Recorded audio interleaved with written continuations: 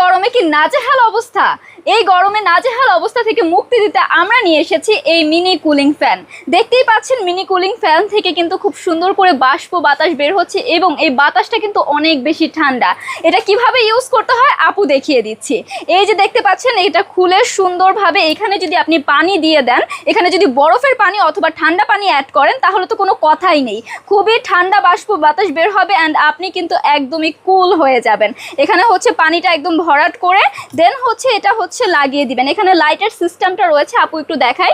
আপনি এটা প্রেস করলে শুধু ফ্যানটা চলবে অ্যান্ড সেকেন্ড এটা প্রেস করলে আপনার এখানে বাষ্প বাতাসটা বের হবে, যেটা এইভাবে বের হচ্ছে।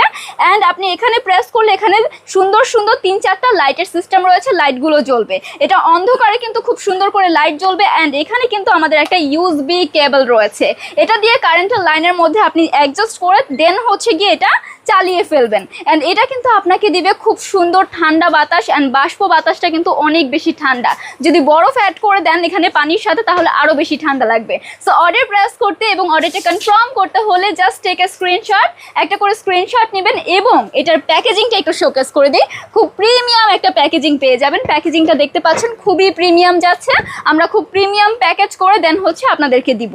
সো ঝটপট করে অর্ডারটা প্রেস করে ফেলতে হবে। অর্ডার প্রেস করতে হলে একটা করে স্ক্রিনশট নিয়ে পেজ ইনবক্স করতে হবে। Thank you so much.